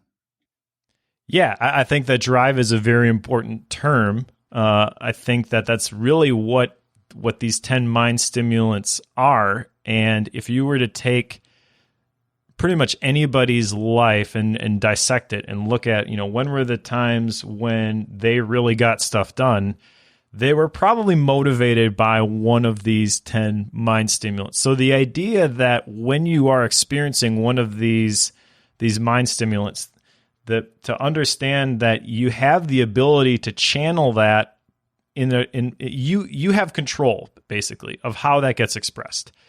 That's pretty interesting. And let's just talk about like the title of the chapter is The Mystery of Sex Transmutation. So the desire for sexual expression is the number one mind stimulant. He mentions that this is the one that is the most powerful. And if you look at, I don't know how to do this delicately, but like, let's just say, in college, you probably knew somebody, if you were in a typical college environment, who couldn't curb this. Okay. But there were lots of other people who could. Okay. So yes. What that's showing you is that it is possible, but the fact that drive or that desire is there is not a bad thing. And if you grow up in certain religious traditions like I did, you may have grown up in a church where like you just never talked about this. It was considered a negative thing. Okay, that's not true, but it also doesn't mean that you can walk around having sex whenever you feel like it. So what do you do with that desire? You channel it the same way for the other 9 mind stimulants. So number 2 is love. Number 3 is the burning desire for fame, power, or money. Number 4 is music. Number 5 is friendship. Number 6 is the mastermind alliance. Number 7 is mutual suffering. Number 8 is autosuggestion. Number 9 is fear. Number 10 is narcotics and alcohol. And I think that he mentions in the book, I didn't write this down, so I can't remember if this is exactly right. I believe he mentions that these are in order of power, and then the top 8 obviously are positive. The bottom 2 are fear number 9, and then narcotics and alcohol at number 10. Those are negative, where like if you are driven by those things, it's not going to end well for you.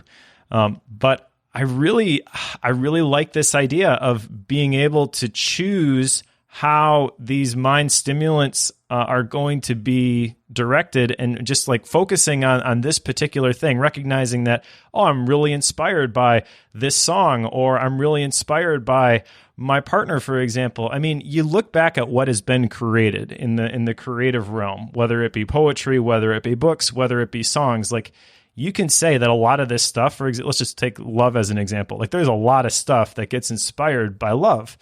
But what if you don't have, like, what if you're not a musician and you're not going to write that song? Does that mean that that inspiration is wasted? No, not at all. What this chapter is saying is that even if it's a business problem that you know you're trying to solve, like when you find yourself in that mental state, you can control how that gets translated into the action and the energy that is created and the momentum that is created from that feeling, if that makes sense. I think we got Mike excited again. This is one of my action items, by the way, came from this chapter. He mentions this idea of the personal communication room. And I want to build this. Basically, what this sounds like to me is just an atmosphere where you can go and you can think, where the atmosphere is set up in a way where it facilitates and it encourages the right thinking about these particular things. There's not a whole bunch of distractions, no TVs, none of the buzzing lights or anything like that. Like you just have this place where you can kind of just automatically click into this mental state. I think that could be really powerful. And so one of my long-term projects, it's turning into even longer term, is finishing the office in our basement. But I'm really recognizing after reading this book that like I really need that space. The ability to go to that space whenever the inspiration, so to speak, would hit is important. Like my office where we're recording this at the co-working space is great, but it's 20 minutes from my house. And I think that if I were to be inspired, I'm not going to drive 20 minutes, and that by the time I got there, the inspiration would be gone. So I think having a place where I can very quickly just like change my physical location to accommodate the mental state that I happen to be in, that could result in a lot more good ideas. One thing that I need to try to do more of, because I do have an enclosed office space at home where I am right now, and it's in this space where I have a whiteboard. There are a number of zones, if you will, where I can do work. I think I talked about this at one point on whims at work, but there are a number of places where I do certain types of work. And I haven't been very good at this, but this particular chapter kind of made me stop and think about these different areas, because I think potentially one of these that he did not put in this list is location, because I think it's very possible that, you think about I'm camping and I'm at a mountain, like there's a very high likelihood that, at least for me, that I would have a lot of creative ideas and a lot of this energy and drive that comes about when I'm looking at a certain part of nature in a certain way, in a certain environment. That location can drive that. And I think that can operate on a lower level as well, clear down to going to the coffee shop to do writing, or, in my case, standing up and going over to the whiteboard. Like that physical act starts my brain off in a certain way, in a very good way, because it leads me down this creative path, and it's a way to just kind of manufacture that energy right away. And I don't know if maybe one of these other factors is playing a part of that. Maybe the music is kicking off. I don't know. Maybe there's something else at play there. But I know that changing things up a little bit midday can have a big impact. The problem is I'm terrible at it. I'm terrible at taking advantage of this. And maybe I should write this down in action items before we get to that point. Yeah, sounds like it.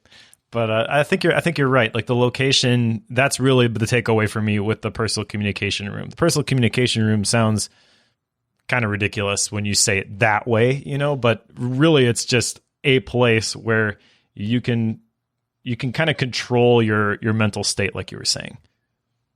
Yeah, because whenever I saw that you had this action item of creating a personal communication room, I was like, oh dear, what is he doing now? So that's what I thought. But now that you explain it, it makes a lot of sense. It's not an underground bunker with a ham radio. That's exactly what I was thinking about. Is he digging a hole? Like, that's what I thought. Nope, I'm not a doomsday prepper. So the next thing on the outline here, which is again something that I added, was the positive versus negative emotions, which gets into the 11th step, which is the subconscious mind. And he mentions that there's 7 positive emotions. Number 1 is desire. Number 2 is faith. Number 3 is love. Number 4 is sex. Number 5 is enthusiasm. Number 6 is romance. Number 7 is hope. And then the 7 negative emotions are number 1, fear. Number 2, jealousy. Number 3, hatred. Number 4, revenge. Number 5, greed. Number 6, superstition. And number 7, anger. The thing that I found really interesting about this is that on page 298 in my version, he says that positive and negative emotions cannot occupy the mind at the same time. I kind of believe this already with the whole, what I've seen in terms of practicing gratitude, but I don't know, this was a little bit bigger and broader definition of positive versus negative emotions. So literally, if you are consumed by the desire of this dream or this vision, which, like we talked about at the beginning, is not just to accumulate stuff for yourself, but it's to help other people most likely, that can be used as a barricade against these negative emotions, which is really interesting. And on page 294, kind of take it a step further, he says, if you fail to plant desires in your subconscious mind, it will feed upon the thoughts that reach it as the result of your neglect. So that means that if you're not careful, if you're not being a steward of your thoughts, if you're just going with the flow and you're not choosing to create this desire and this vision for yourself, it's going to be created for you and it could be negative. So you may as well take control of the process, take responsibility for the outcome, and choose one of these positive emotions instead. This comes back to a thing we've talked about before where something may not be my fault, but I can be responsible for it at a very different level. Because if you don't, like, say something happens to you, it's easy to say, I'm the victim here. And that very easily drives a number of negative emotions. And just by saying, I'm the victim here. And instead of doing that, you can change it and say, here's the thing I'm going to do as a result, and make it a very positive thing. It works definitely on the emotional level, for sure. You can go back to, here we go, procrastination again. With my process of the overwhelm, the self-talk that comes with that, that's a very negative emotion that's going to come with it. It's usually fear in some form or another. That's a terrible motivator, as we've just talked about. The trick is changing that over to a positive and an excitement thing that gets you going in a very, for lack of another alternative, positive direction. So it's something that I think you need to take control of, and I'm bad at it. Thus, action items, which we're going to get to soon. Yeah. So we can cover the last two here real quickly because the 12th step towards riches is literally the brain. And the main takeaway I got from this section is that there are 14 billion nerve cells. And his point is that those nerve cells are not there just to keep you physically breathing.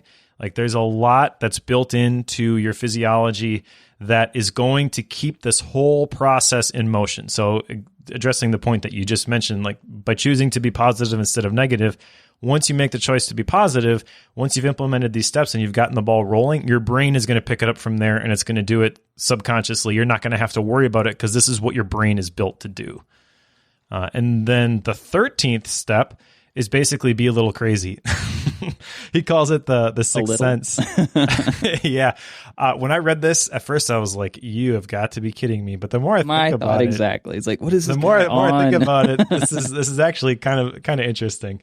So he talks about this imaginary cabinet that he's formed in his head. And he's got like Henry Ford, he's got Abraham Lincoln, and I forget who else he has in his imaginary cabinet. And he's basically talking through in detail these interactions that he's having in his head with these people, like playing out this situation. It sounds almost like a movie. And when you read it, you're like, what is he doing here? But his whole point basically at the end is that you can allow these people, even though like in his particular case, Abraham Lincoln, I believe had been dead for a while. You can allow these people to speak into your life. I think that podcasts kind of actually do this in a smaller sense, but this whole idea of imagination and being able to picture this stuff and being able to find out, for example, what Steve Jobs would say about your particular business problem that you're facing, like that's kind of an interesting idea. Well, I think it's an interesting idea. At the same time, it's a bit bonkers. It is to go through it that way. I completely understand, and I am with you on the podcast thing because it's a way to listen to other people and what they would think about a situation, especially when you start throwing the Q&A bit into certain shows.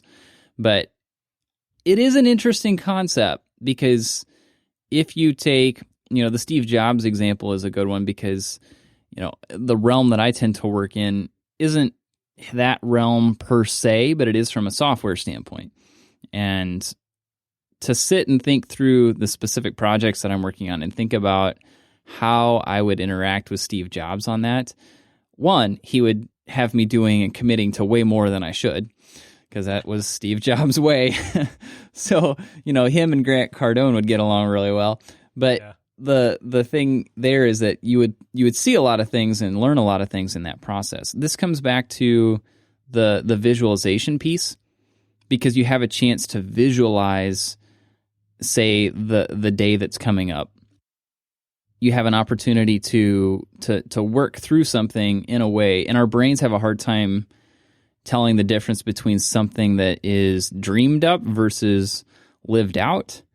And as a result, it can be very impactful, even though it was nothing more than a figment of your imagination. Yeah, I think what also is interesting about this is, like, when I started listening to podcasts, I did so because I wanted to allow people who I termed my internet heroes to speak into my life. And so for quite a while, the Mike Vardys, the Tan Fams, the Joe Buligs of the world, like I was hearing these things, but I wasn't at the point where I was just going to show up and we were going to have a conversation about a book that we just read. Like that was not possible.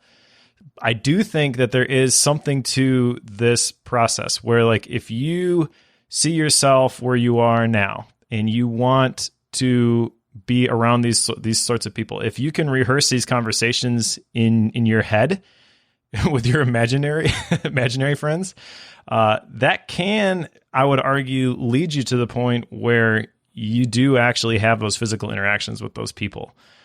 Because I've seen that kind of happen in my own life, where a lot of the people that would have fallen into that category, internet heroes, I now have a platform with. And I was not having imaginary conversations with you, Joe, in my head before we actually met, but I can... That's probably good. We kind of were, because I was listening to the podcast, and I do think that there is a little bit of this normalization of the fact that, like, me and this person who I respect, like, let's just say David Allen, for example, he's a big name in the productivity space. Like, a couple of years ago, there's no way that I would have ever, like, that would have ever been a possibility. I would argue that I'm a lot closer now. And I think that if you were to envision that conversation over and over again, and when it does actually happen, you're not going to be awestruck and not know what to say. Like it's just going to be natural because you've normalized it in your head. You've made this a normal thing, and it's not going to be like, whoa, how in the world did I get here sort of a thing. Does that make sense? Yes. Yeah. You have to work your way into it. It's not something that's just going to happen right away, if I'm following your train of thought. And it's something where you may not visualize something, but it can lead you, like visualizing a different thing can lead you to the reality in a way that you didn't expect. Yeah, the visualization aspect of it is really powerful. And I think you can't discount that. Maybe the exact details of how you visualize that could be debated. I'm kind of interested to, we'll never know, but it'd be cool to hear what Napoleon Hill thinks of podcasts, like how that applies to this specific point. But it's the next big thing. Definitely. You should start one. Or 3, right? Yeah, 1 or 3. No big deal. Once you do one, it's all the same amount of work, right? Wrong. Right. Now, the next point here, which is the last point on the outline, did your book have this, The 6 Ghosts of Fear? Yes. Yep. Okay, because this kind of seemed like an addendum sort of a thing. I wasn't sure if this was... Yeah, I have a habit of picking out weird versions, apparently. But yes, I did have this. Okay. So the whole chapter is called How to Outwit the 6 Ghosts of Fear. And I don't think there was a whole lot of how in this chapter, but it's worth just pointing out these 6 ghosts, I think, because fear is one of the things, it's one of those mind stimulants that will keep you from taking action. So number 1 is the fear of poverty.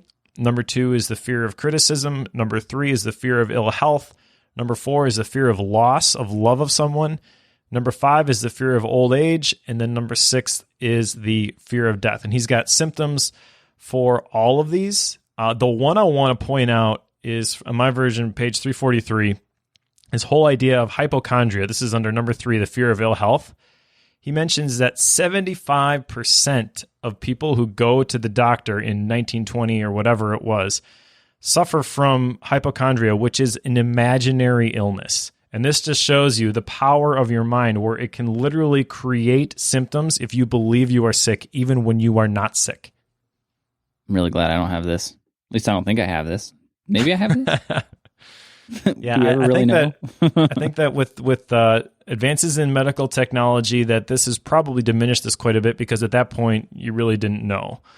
But I do know that there are people who are just convinced that they're going to die of cancer or whatever, and so they develop cancer.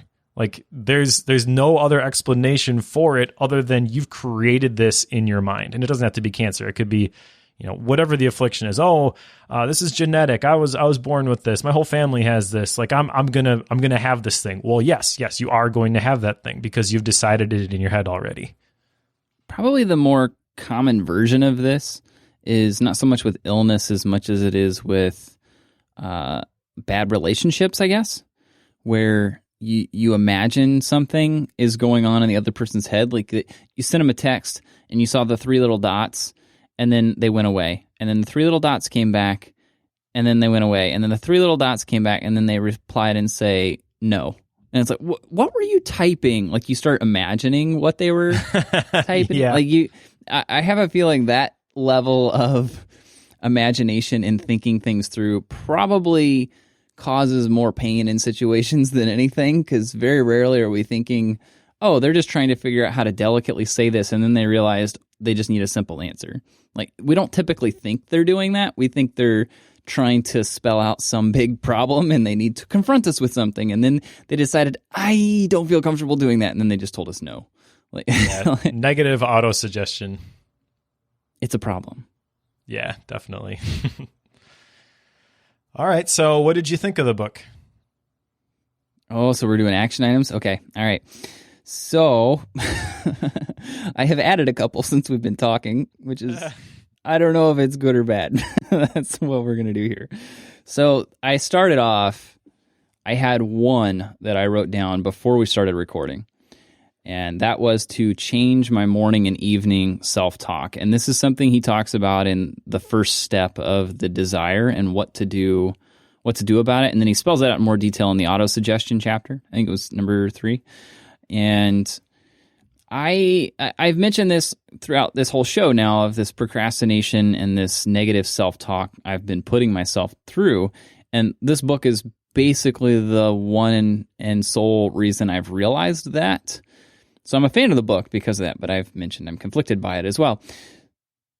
The action item here is that I need to spell out a thing, a series of words that I need to be telling myself and repeating on a regular basis such that I can drive some of that negative piece out and make it a positive direction. That's the part that I think is the biggest piece I got from this book. Nice. We'll see how it goes. So the action items that I had, as my typical action items tend to go, I'm not sure how you're going to hold me accountable to these. That's the way we do them anymore, right? Yeah. So number 1, dream bigger and don't compromise. So don't settle when it comes to the dream. And kind of along those lines, another one here, and this one you can hold me accountable to, is writing out my statement. I believe that this is really important, that normalizing that dream, like we talked about, is a big key to actually achieving it. One of the things that Sean McCabe says all of the time is $1 million is not a lot of money, because he wants to normalize the fact that $1 million isn't a lot of money because I'm going to be $1 billion brand or whatever. So I think that that's important. And then, like I mentioned, creating that personal communication room. If I can't to get that office done in a timely fashion, then I got to figure something else out. But I've got to find a physical space where I can communicate with myself, apparently. And not a hole in the ground. Yep, exactly. The other two I wrote down here, I guess I didn't spell them out, but as part of this self-talk change, I have been doing this process of writing out what it is I need to do that day. And I have a rough schedule for how the day needs to go, like when I can do certain types of tasks, maybe not the tasks themselves, but when can I work on client projects? When can I do my own stuff? Like that sort of thing is spelled out. But I need to visualize myself going through that day in a very realistic way, like using my imagination to see myself going through that day, because I don't always keep my commitments to myself as a result of not doing this. And it's very easy for me to just say, well, there's too much to do. I'm tired. I'll put it off and I'll do it tomorrow. Like, it's easy for me to do that. Mm-hmm. I need to make sure I'm seeing myself following through and holding myself to those commitments. The last one I have here is taking advantage, and I mentioned this a little bit, taking advantage of the location shifting.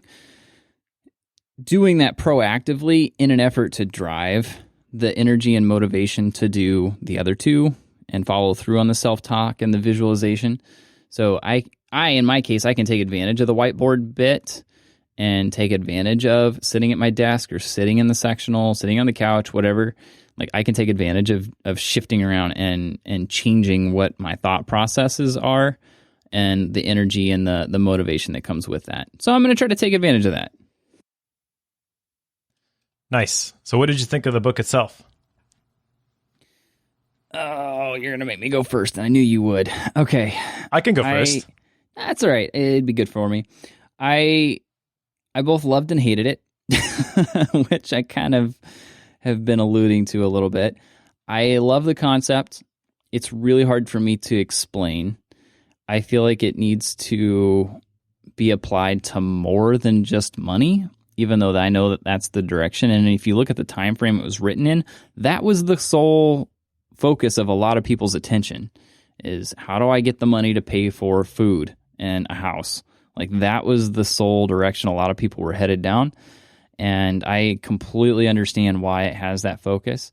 I think in today's world, it would benefit greatly from a more broader definition and a broader application.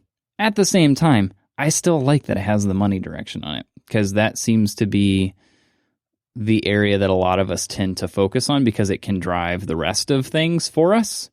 So I like that part of it. So part of me wants to rate this like a 2, and part of me wants to rate this as a 5.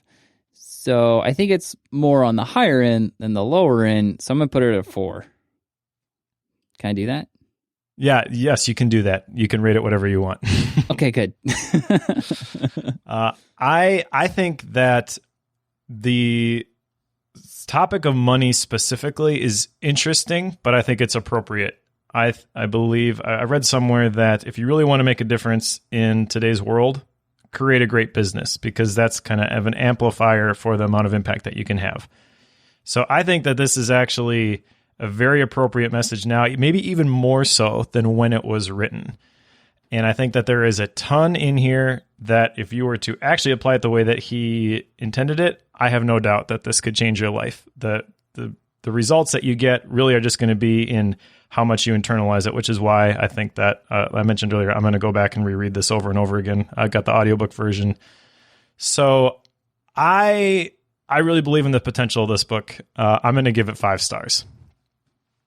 Wow. We got a 5-er. We do. Yeah. And I guess time will tell whether it actually translates into the action that I think it will create. But I think that this is a very transformational book if you're in the right mindset.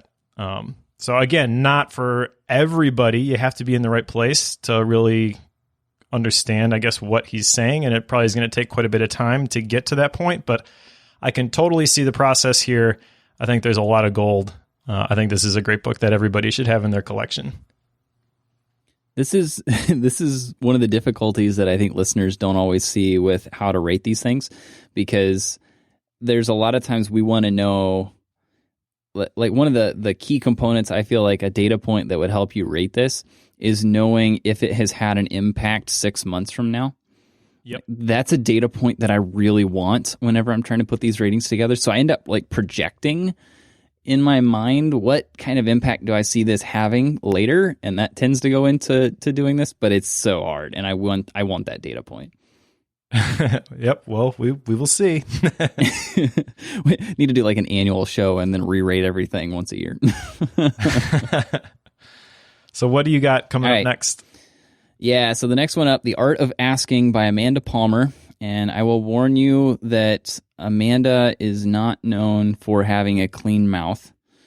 So just brace yourself for that one.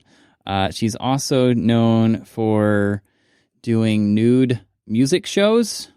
She's a musician. So just be aware of that as well. So she's very comfortable with being open with everything in her life. So just be aware of that. She likes to be vulnerable. So that disclaimer thrown out there, that will make more sense as soon as you see the cover of the book. The Art of Asking, it's about opening yourself up, being willing to ask other people for help and for things as you need them. And Amanda has had an interesting life. I've listened to at least one of her TED Talks. I don't know if she has another one. So this is another TED Talk person. And I really enjoyed her TED Talk. I know that she has a lot of good things to say. I've listened to a few interviews by her, but I'm very fascinated to see what her book has to say, because I know some of her story and background. So I'm going to take you with me. All right. My upcoming book is Paid to Think by David Goldsmith, which is actually a reader suggestion. I think that this is a really interesting topic, kind of on the topic of thinking time, if I'm looking at the book correctly. I haven't got it yet, but I actually just ordered it off of Amazon, so I'm excited about this one. And I mentioned earlier that I'm still on my Gap book that I mentioned last time, Towards the Philosophy of Education by Charlotte Mason. It's a long one. It's written by someone who writes textbooks, as Mike mentioned out, and it's very true to that. So it's a long one. I'm still on it. I'll finish it sometime this week. Nice. And then my Gap book, I already mentioned, Overlap by Sean McCabe. Definitely go check that out if it's before September 14th when you're hearing this. You can get the audiobook version for free at overlapbook.com. Otherwise, he's got a hardcover version, which is going to be cloth bound. He's got a custom font and everything for it. Spared no expense in terms of the attention to detail. It's a little bit more expensive. The physical version, I think, is $40, but great book. Lots of great information in there. Cool beans. So Mike mentioned his next one up is coming from the book recommendation list. I have been talking about pulling a number from the list as well. And essentially what I tend to do is I tend to select 5 at a time and run with it.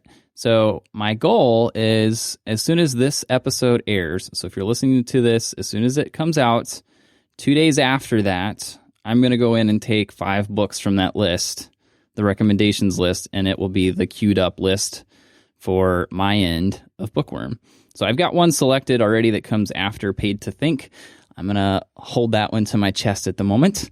But after that one, I'll have 5 that come purely from listener recommendations. So if you have one you want to go through, get it out there, bookworm.fm/recommend, or you can click the big button on bookworm.fm. Makes it super easy. If you want to see what else is recommended, there's a link to get to the book list as well. And you can see the ones that we have planned and the ones that have already been recommended. So if yours is out there, you don't have to do it. There you go. All right. And if you want to help other people find the show, head on over to iTunes and leave us a review. It would really help us out, and it would help us take down KCRW, which is still the #1 return when you search for Bookworm. We really need to change that. Yeah, we'll get there. Keep working at it. Our download numbers have been going up significantly lately, so that makes me happy. There you go. So if you're reading along with us, 2 weeks, we're going to go through The Art of Asking by Amanda Palmer, so you can pick that one up, read it, and we'll talk about it next time.